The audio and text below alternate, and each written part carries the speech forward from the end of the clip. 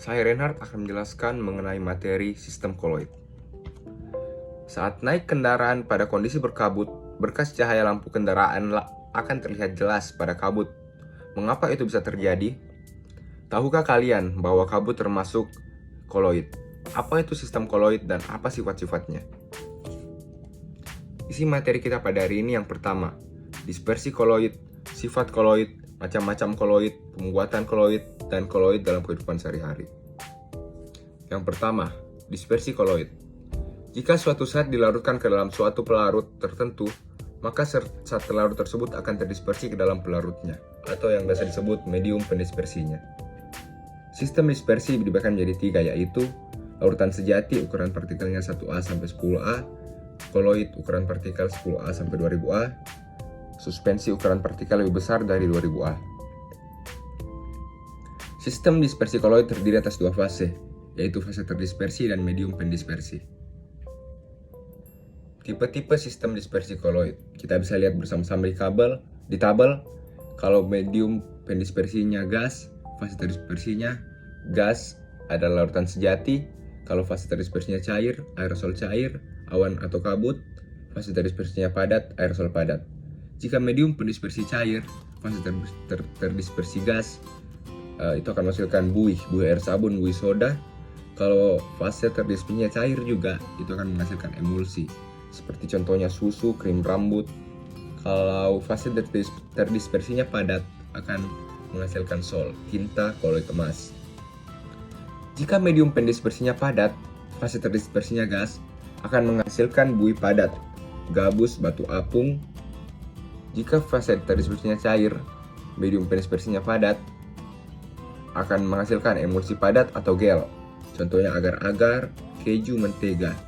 Jika fase terdispersinya padat, medium pendispersinya padat, akan mendapatkan paduan logam atau yang biasa disebut sol padat. Sifat pada koloid. Yang pertama, efek Tyndall.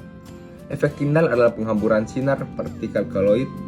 Contoh peristiwa dalam kehidupan sehari-hari. Yang pertama, terlihatnya cahaya lampu kendaraan di jalan yang berdebu, cahaya proyektor di gedung bioskop, dan ini kita bisa lihat gambarnya.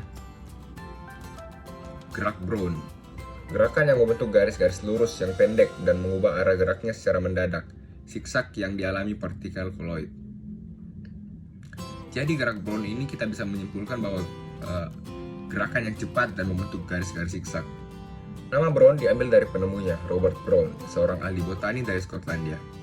Yang ketiga, pengendapan. Pengendapan atau pengumpulan koloid sol dapat terjadi karena A.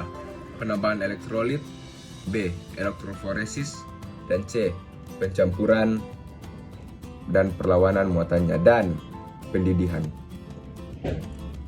Sifat kelistrikan. Sifat dari partikel koloid adalah dapat memiliki muatan positif atau negatif.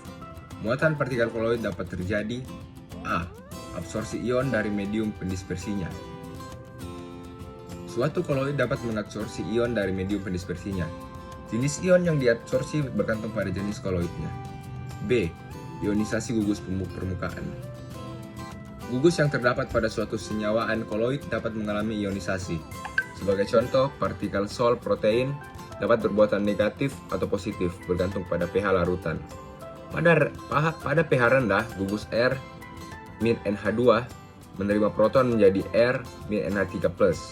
Sedangkan pada pH tinggi, gugus R COOH memberikan proton pada OH- menjadi R COO-. Dengan demikian, partikel sol protein pada pH rendah bermuatan positif, sedangkan pada pH tinggi bermuatan negatif. pH antara kedua keadaan ini disebut titik isoelektrik.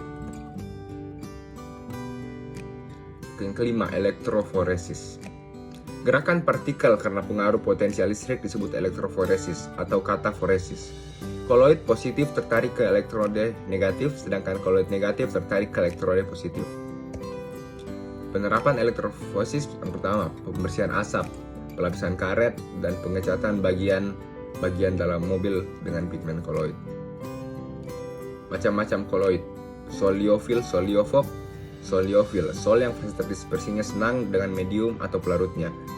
Jika medium pendispersinya air atau disebut sol hidrohil, protein dalam telur mendispersi dalam air dan kanji terdispersi dalam air. Sol liofob, sol yang tidak senang dengan medium atau pelarutnya. Contohnya belerang dalam air.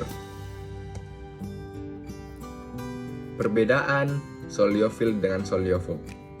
Sol liofil dapat dibuat dengan mencampurkan secara langsung dengan mediumnya. Partikelnya tidak bermuatan atau sedikit muatannya diendapkan oleh elektrolit dengan konsentrasi tinggi, dapat balik, tidak menunjukkan efek tindal, partikelnya tertarik ke katode. Sedangkan sol liofob tidak dapat dibuat dengan mencampurkan secara langsung dengan mediumnya, partikelnya bermuatan positif atau negatif, diendapkan oleh elektrolit dengan konsentrasi rendah, tidak dapat balik atau irreversible, menunjukkan efek tindal. Partikel tertarik ke anode atau katode. Kestabilan sol. Kestabilan sol dipengaruhi oleh dua faktor, yaitu adanya muatan partikel sol, dan yang kedua solvatasi atau partikel sol. Pemurnian sol dapat dilakukan dengan cara dialisis, elektrodialisis, dan yang tiga penyaring ultra.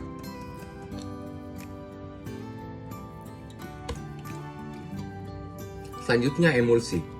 Emulsi adalah sistem koloid zat cair yang terdispersi dalam zat cair. Sistem koloid cair-cair untuk memperoleh emulsi yang stabil. Diperlukan sejumlah kecil zat pengemulsi emulgator yang ditambahkan saat pembuatan emulsi. Sifat-sifat emulsi adalah sebagai berikut. Sering bermuatan negatif dan dapat diendapkan oleh zat elektrolit, menunjukkan efek tindal dan gerak Brown. Emulsi dapat dirusak oleh pemanasan, pembekuan, pemutaran, dan penambahan elektrolit yang cukup banyak. Perusakan emulsi juga dapat terjadi jika emulgatornya dirusak. Yang keempat, gel. Gel adalah sistem koloid zat cair yang terdispersi dalam medium padat. Contoh, sol panas gelatin yang didinginkan menjadi suatu zat yang semi padat. Sifat gel ada yang elastis, contohnya gelatin, kanji, dan sabun, dan ada yang kaku atau tidak elastis. Misalnya gel silika. Pembuatan koloid, cara dispersi. Prinsip cara ini adalah pemecahan partikel berukuran besar menjadi partikel berukuran kecil, sesuai ukuran partikel koloid. A. Peptisasi. Cara pembuatan koloid dengan penambahan elektrolit ke dalam suatu endapan. B. Pemintal koloid. Pemintal koloid terdiri atas dua pelat baja yang berdekatan, berputar dengan arah berlawanan dan berkecepatan tinggi. Yang ketiga, cara Bredig.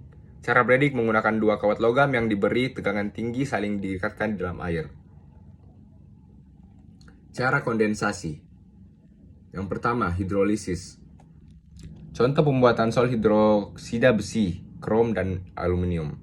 Oksidasi. Pembuatan sol belerang, reduksi. Pembuatan sol Ag dan Au. Reaksi penetralan. Contoh pembuatan sol AS2O3. Pengubahan pelarut. Larutan belerang dalam etanol ditambahkan pada air yang berlebihan, maka akan terbentuk partikel koloid. Koloid dalam kehidupan kita sehari-hari. Pembentukan delta pada muara sungai. Kita lihat bersama-sama di gambar. Dan yang kedua, mesin ginjal buatan. Langit tampak berwarna biru. Langit tampak biru karena sinar matahari dihamburkan oleh partikel-partikel koloid. Penjernihan air. Ilustrasi pengendapan partikel koloid oleh Tawas. Demikianlah materi kita pada hari ini. Terima kasih.